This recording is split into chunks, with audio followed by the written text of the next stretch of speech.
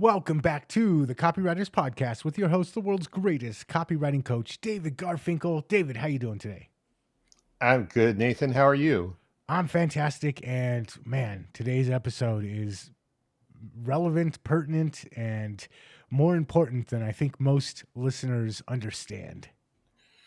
Oh, yeah. Well, let's jump right into it. Yesterday, as we record this in late June, yesterday, Facebook wiped out a bunch of groups without warning, just wiped them out. Big groups.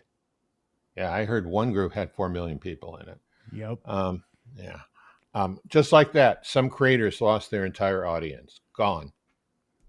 That's why today we're talking about the one platform you actually own, your email list.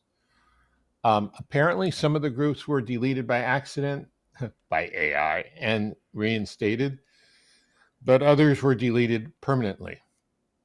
Now, no one outside of Facebook's Menlo Park, California headquarters really knows why this happened, but that it did happen points to something our guest a couple of shows ago, Evelina Kavanovich, said: having your own email list is business insurance. And it's even more true today than it was 2 shows ago because of the Facebook slaughter yesterday. Because again, email is the one platform you actually own. So, with our heightened threat awareness, Nathan suggested we do an emergency show on our latest findings on email marketing. We'll walk you through the essentials of email marketing that actually works in 2025. I have a very fresh example to share with you. And we'll talk about subject lines that get clicks, the number one factor affecting your open rates, and the biggest mistakes we still see people making with their emails to help you survive and thrive in these uncertain times. Right after I give you the biggest thrival and survival tip of all: copy is powerful. You're responsible for how you use what you hear in this podcast. And most of the time, common sense is all you need. But if you make extreme claims and if you're writing offers for highly regulated industries like health, finance, business opportunity, you may want to get a legal review after you write and before you start using your copy. My larger clients do this all the time. Okay, so I don't I don't spend, a lot of time bragging about my wins, but today I'm gonna for sure because I'm part of an info product that was released this morning, and we're actually going to talk about it with the creator of this next week, John McIntyre. He's going to be on the show, but it's called AI Copywriting Secrets Volume 2. And it has a lot of superstar copywriters and people like Sam Woods and people like that on there. I sent out an email this morning. We just opened the cart at midnight, and around 7 o'clock, I sent out an email. I'm second on the leaderboard after the formidable Daniel Throssell. And I have a small list, but it's a buyer's list. Number one. Number two, they bought my book, The Persuasion Story Code, and also we send them useful, nurturing emails every week about persuasion stories. So this is all going to fall into what we're going to talk about today. But I'm feeling kind of punchy because, of all the senior copywriters on there, um, me, John Benson, David Deutsch, Bob Bly, guys, two of them I, worshipped and looked up to when I first started. I'm ahead of all of them. So how about that? Nice. I mean, Congratulations. I want to thank you. I want to savor it while it lasts because they probably haven't mailed yet. But, um, you know, If they're on the ball, they have. And it is a testament to email is still important. We hear email is dead. Between Facebook deleting a bunch of groups and people losing their audience immediately, and this kind of anecdotal story of bringing in a ton of sales only with one email. Email is not dead. No, it's not dead at all. Um, what has happened, I think, is people have cheapened it, even whether they're using AI or whether they're just phoning it in a human way, and not putting any of themselves or their emotion or their life experience into it. That kind of email is that it's pretty much always been dead. I mean, it worked better in the past, but it you know it doesn't. I I was fortunate enough to be unceremoniously booted off Facebook about 2 years ago. Oddly enough, right while I was delivering a seminar to Brian Kurtz's group. Um, Coincidence? I don't know. Do you have a Facebook group at this point, Nathan? I do not run any Facebook groups at this point, and to be honest, I don't even frequent Facebook groups very much anymore. So this did not affect me, but it affected a lot of people that I know.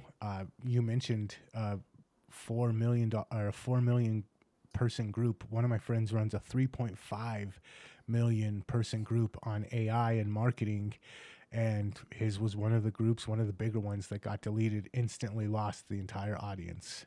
Oh man, yeah, and I don't feel so bad now. When I got unceremoniously booted off, I lost 5,000 friends. Well, that's horrible, but it's nothing like 3.5 million audience. My God. Right.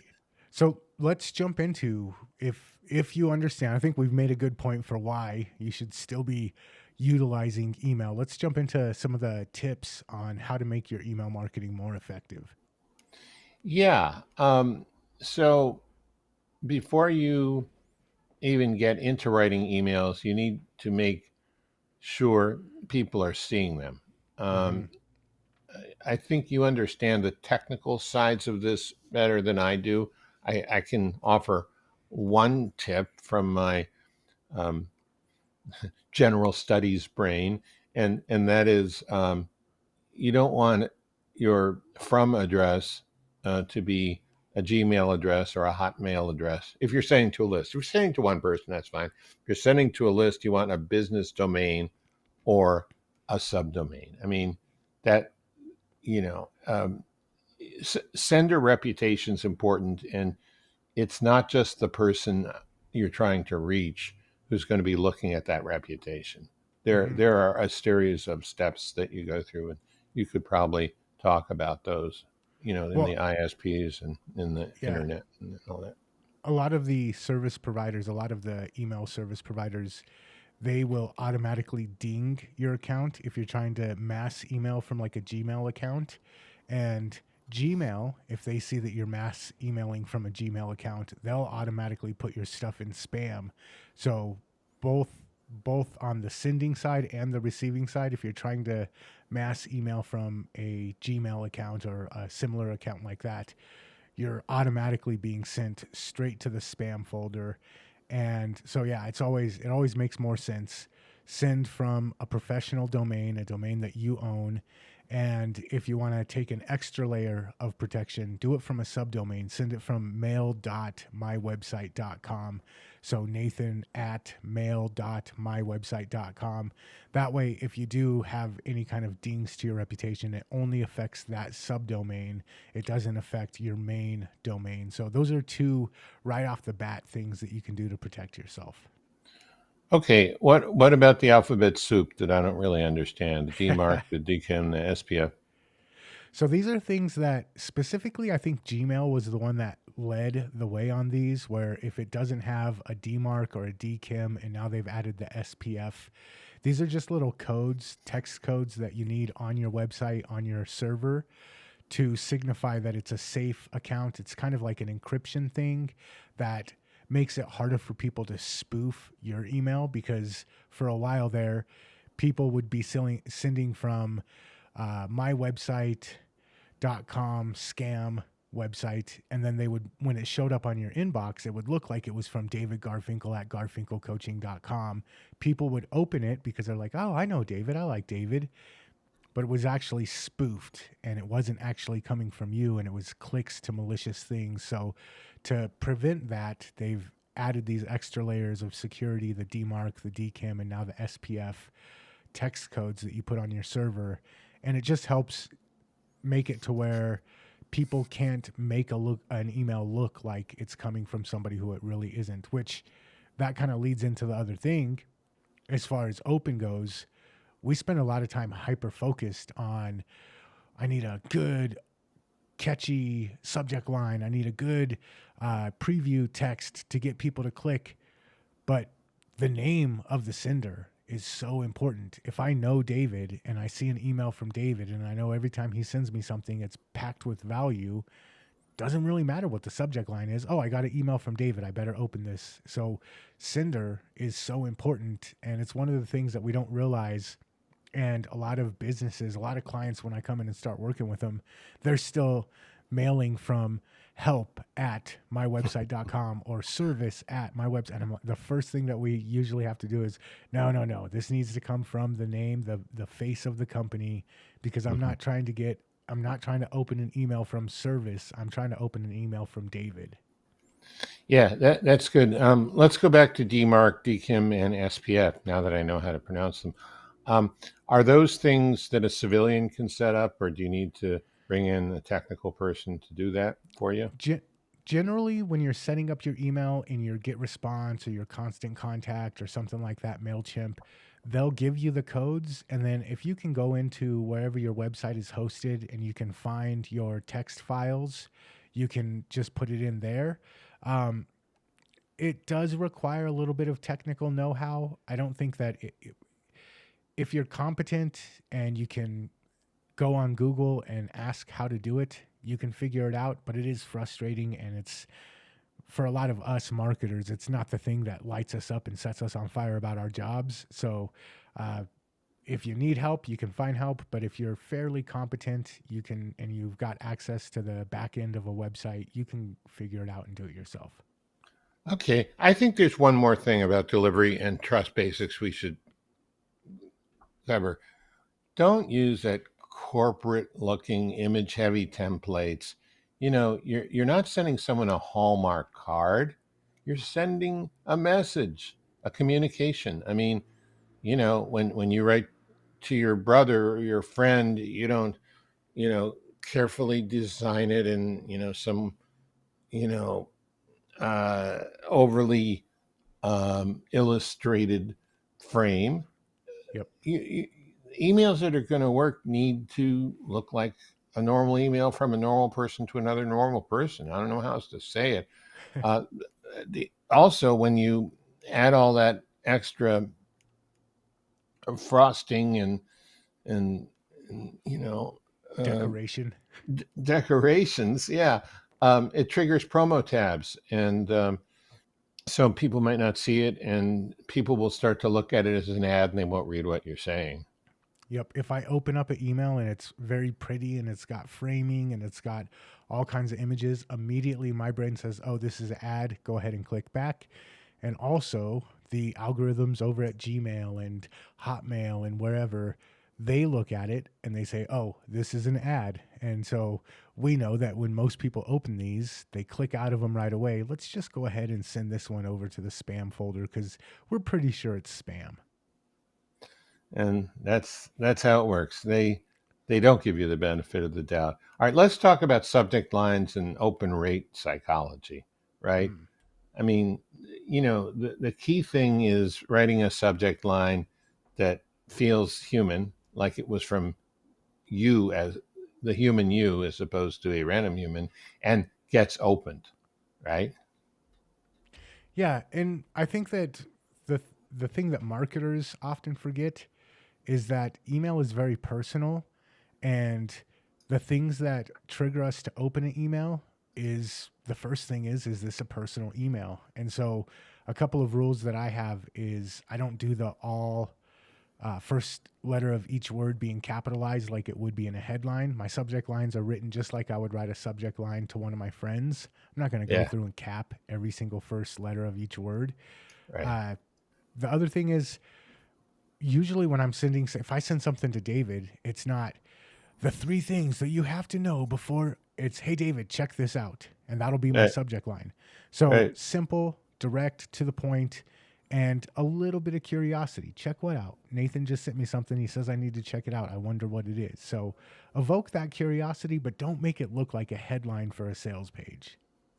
Yeah, I think that's really good. And curiosity is better than clickbait. I mean, so I remember, I don't know, uh, maybe 20 years ago, I did a little video on YouTube about why I read the National Enquirer. And this was at that time kind of an inside secret among some direct response marketers that if you studied the National Enquirer, you would be able to write headlines that would really get your prospects juiced up.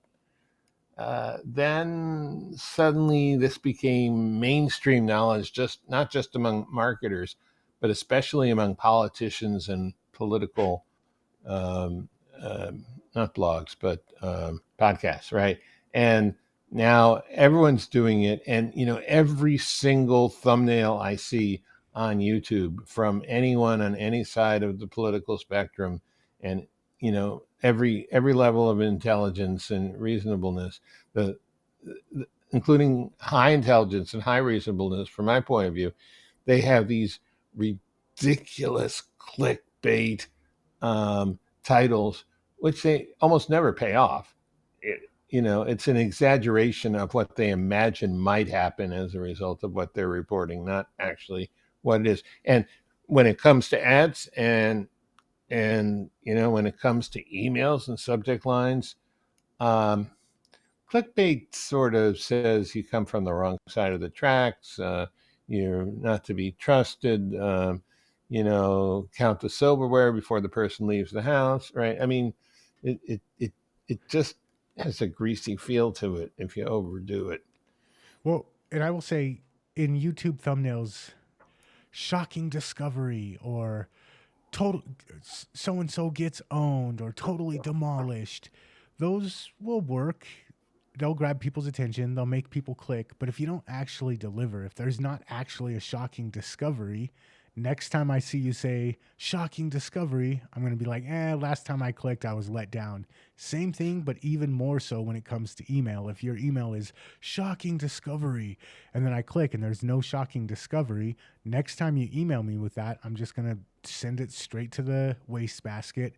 And I think the difference between what makes clickbait work and what makes clickbait not work is when I click, do I actually get a delivery on the promise? And so many times people don't deliver on the promise, and the next time you make the promise, it's not as compelling.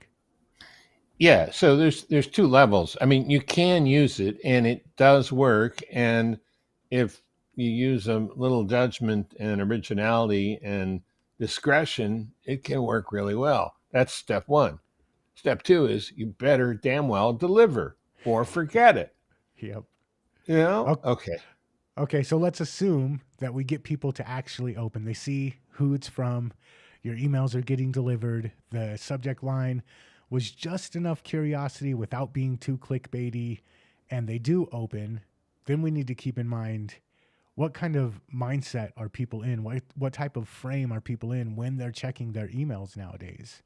Well, I would like it with, if somebody comes home and they see there's an email from me, they tell the kids to go to their rooms, they turn off the music, turn off the TV, they dim the lights, maybe they put some essential oils out and they say, "Oh, an email from David." And they read it very slowly, where maybe they even mouth the words even though they're typically not mouth readers. Um, no, that's not that's not what happens at all. They read it when they're in line at the bank, right? They Generally. uh, they might even read it while they're driving, which is really dangerous. Uh, um, Or they might read it at the doctor's office. They might read it while they're jogging. They might have Siri read it to them or some other app. Yep. So so so the potential for distraction from your message is high, Yep. which means what? You don't want it to be long and involved, and you want it to kind of reach people at a visceral level. Yep. Hmm? So Yeah. my tips on this exactly. Generally, if someone's opening an email, like you said, they might be in line at the bank, they might be using the restroom real quick on a break from work. They might be in the middle of something and they get a notification. They're like, "Oh, an email from David. Let me check this out." But usually, it's not uh, time that I can sit down and read a full on sales message. Usually it's just I'm going to open this up and I'm going to treat my email like I would a social media notification. And so my rules for most emails, every once in a while I'll sprinkle in a long sales email, but for the most part, they're just lift emails, and we'll get into that in a second. But I'm going to try and keep them short, punchy. Here's the point. Here's why you should click through. And I'm not going to have big walls of text. Again, people are reading on their cell phones. A big, medium sized wall of text on the desktop is going to be a giant wall of text on the cell phone. So I'm going to make sure short, punchy, easy to read, bite sized chunks of text, and get to the call to action quick as possible. And this is the big one, only one call to action per email. I'm going to give you the one thing that you opened it to read, and then I'm going to give you one thing to do, which newsletters and old school affiliate marketing emails, we used to be able to put like 10 different clicks in there. Click here for this one, click here for this one, click here for this article. I have found that if I want you to do one thing, if I give you one other option, I reduce your possibility of doing that one thing by 50%. If I give you two other options, I reduce it by 66%. If I give you five different things to click on, now there's a 1 out of 5 chance that you're going to click on the one thing I really want you to click on. So, one call to action at the end of the email. Yeah, absolutely. People have a hard time with that. And they have a hard time with that because they actually think the numbers work the other way. They think, well, if I give people more choices, if they don't choose this one, then they'll choose that one. No, you'd be much better off sending them a different email with a different call to action. Um, yeah, there's a thing called decision fatigue, and Mm. you don't want to encourage it or cause it in your prospects by making them make more decisions than they have to buy from you. Are you familiar with the jam experiment? No. So they've done experiments where they sample different jams at a grocery store, Yeah. and they've done like 12 different jams to sample, and they saw more people sample but less people buy.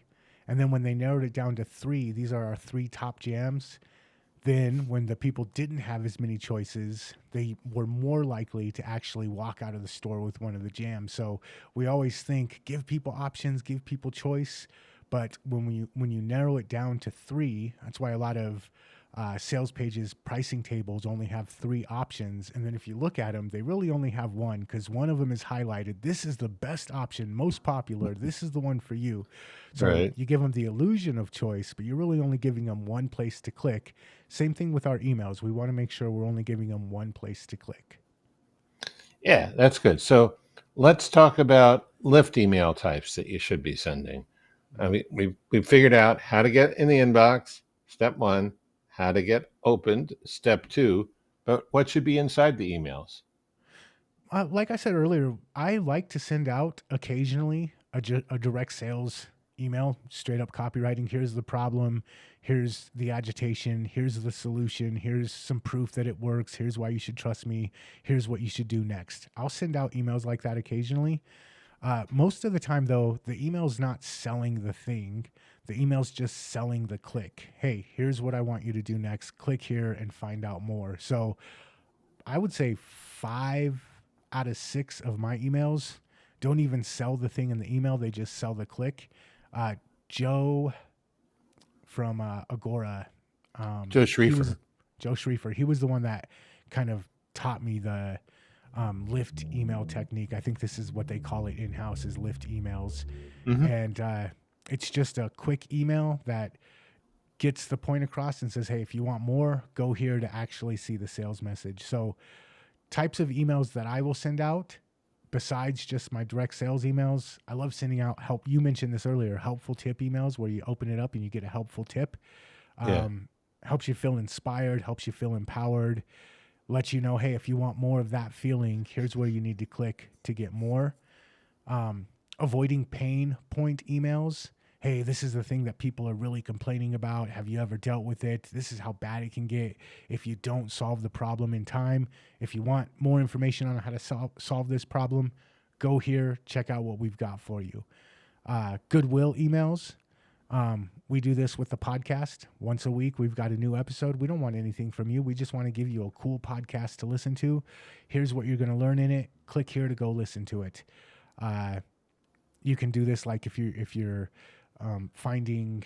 I know that you're subscribed to an email about AI and all of the different things with AI, and that's what Yeah. they do. Hey, here's some cool stuff you need to know about what's going on in the AI world. I'm not trying to sell you anything. I just want you to go check out this cool thing that I found for you. Those type of emails will keep people opening.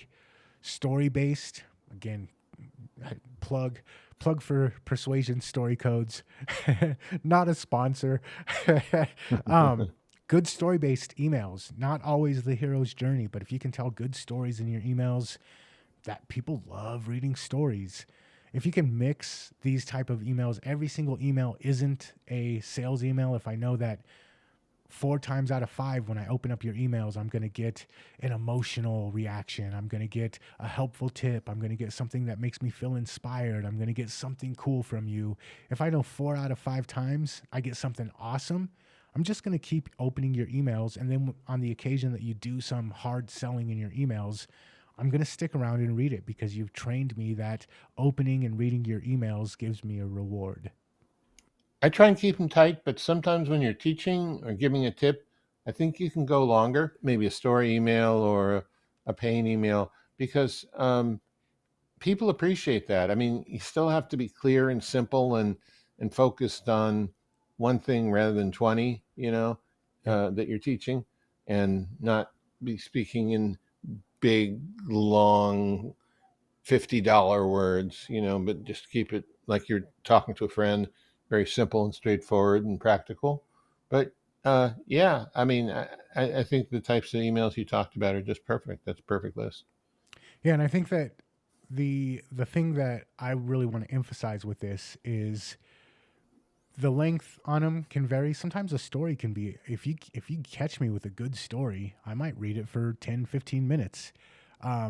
That's a long email, but I've read some of your emails that were pretty long and they were story based, and I was hooked and I read it all the way through. Uh, it's not so much the length of the email, if you can actually keep people reading it, but the variety. If it's the same type of email every time I see one of your emails, I know, oh, he's going to try and sell me something. He's going to try and sell me something. Or every time, if you just use the story based emails over and over and over again, but it's the variety, it's the unexpected. Am I going to get a helpful tip? Am I going to get led on to some new secret in the industry that nobody knows about yet? Am I going to have an emotional roller coaster about the pain points I'm trying to avoid? The unexpectancy. If I don't know what I'm going to click or what I'm going to get on the other side of the click, but I know it's going to be something good, then I'm going to keep opening. So having the variety is the real important thing here. Totally agree. And that's you know I should make a note about that because I'm not sure, even with the even though we don't send a lot of sales emails, or we haven't, with the persuasion story code list, they may be a little too similar, and I may need to change them up a little. Although I do get responses to them, people like them, so I Well, don't think. I think that the persuasion story code though, itself addresses this. If you're a marketer and every single time you tell a story, it's the hero's journey. So and so was dealing with this problem and they had to solve it so that they could get the desired result. And the hero found the mentor and the mentor introduced him to this. And then they brought the solution back. If every single story in your marketing is the same story over and over and over again, it becomes boring. We need that variety. So just like the persuasion story code gives me a variety of different stories to use in my email marketing, I want to make sure that I'm using a variety of different types of emails to keep people reading. Yeah, I think that's really well said. And thank you for not a sponsor, the Persuasion Story Code, mentioning the Persuasion Story Code. That's the Persuasion Story Code, available now at Amazon. Oh, sorry. All right, final takeaway. Your email list is the only digital asset you truly own. Or, you know, what Evelina said, your email list is business insurance, which I Yep. thought was brilliant. Um, yeah. So do you want to give them the challenge, the call to action? I will say this before we're out of here. Number one, your email list is it's building it's building property on a foundation that you own rather than on a foundation that somebody else owns. So super important. But also you want to make sure that you're investing in it properly. It's not just an asset that you have because it's completely valueless unless you're doing the things that we talked about in today's episode. So I would say that that's kind of my key takeaway from this. Um, Also, in order to make sure, email. One of the biggest problems that I see people have with their email list is they have an onboarding sequence or a welcome sequence, and then people never hear from them after that, except for once every 3 or 4 months when people are trying to run a promotion. And that is the quickest way. It might be your insurance, it might be your only asset that you actually earn. But if you're not constantly investing in that asset, it's a worthless asset. If you're not constantly paying into the insurance, it's not valuable insurance. So email your people. Take the things that we taught you today and start emailing your list. Yep. I second that emotion. Okay. All right. Okay, David, thank you for entertaining me on this one. It was a fun episode. I'm glad that we got to cover it. It's kind of like a back to the basics, but updated for 2025 and as important as ever. For sure. Yeah, I enjoyed it too. Thanks for the Awesome. idea. All right. And if you enjoyed it, the listener out there with us in your ear holes, we've got lots of other ways to get in your ear hole in your ear holes over at copywriterspodcast.com. You can check out 400 plus episodes of me and David bantering about copy over there, copywriterspodcast.com. And until next time, we will catch you later. Catch you later.